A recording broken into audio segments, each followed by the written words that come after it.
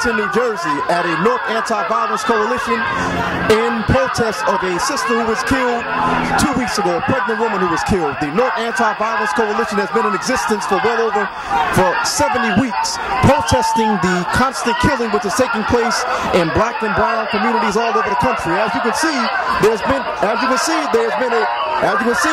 situation here in which the police have intervened. The North Anti-Violence Coalition has been in existence since the summer of last year. This is the 70th week that they've been doing this. The Movement magazine doesn't just cover literature events, we cover current events as well as grassroots activities, and the North Anti-Violence Coalition is certainly a grassroots movement. The epidemic of black and brown violence is taking place across the country so great that members of the North Anti-Violence Coalition, as well as in different parts of the country, have said that black on black and black on brown and brown on brown violence should be considered a health situation, a health emergency.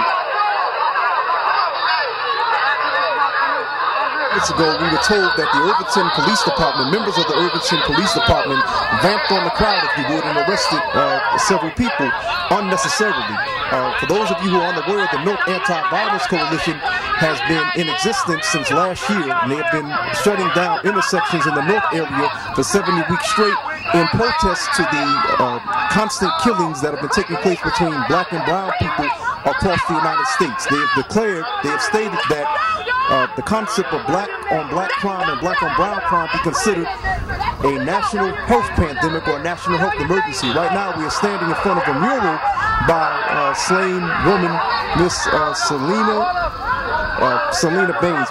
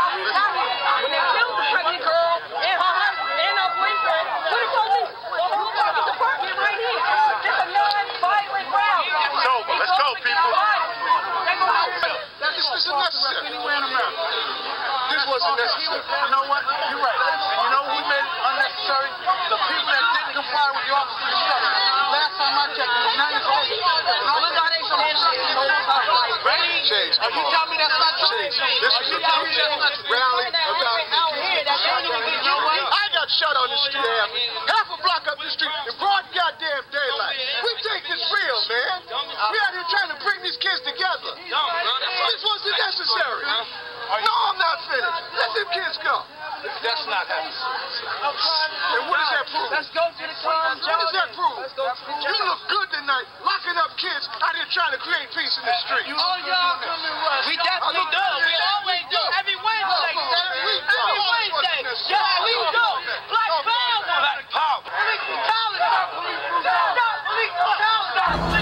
This is the Newark Anti-Violence Coalition. They've been doing this for 70 weeks in protest of the killings that are taking place in black and brown communities across the country.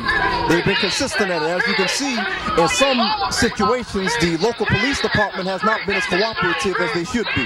This is an example of civil disobedience which has been practiced throughout the history of the United States for over 200 years, but specifically among people of African descent. This is an example of it. Newark, New Jersey, the Newark area, even though we're in Irvington, this is still the Newark area. Newark, New Jersey has a history of civil disobedience, which is not a bad thing. As you can see, they got the police copters up. They got the police copters up here. Some people they've actually arrested, as I'm told. You have the police copters up here monitoring who's attending these rallies, and oftentimes these rallies are often photographed by law enforcement.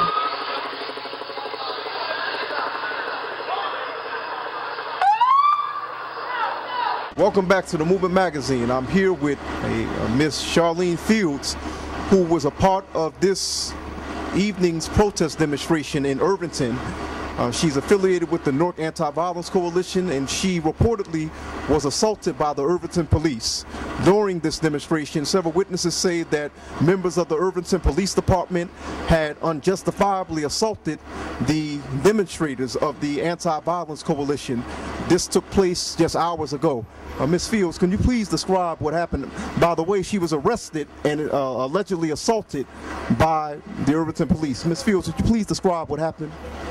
I was just standing there actually with my nephew, holding him, when a whole bunch of officers came up. They grabbed my sister first, and as I'm trying to protect my infant nephew, someone reached over, punched me in my face, and then held the pepper spray to my eyes and sprayed me, which is illegal because you don't hold it to someone's eyes. You spray it at distance.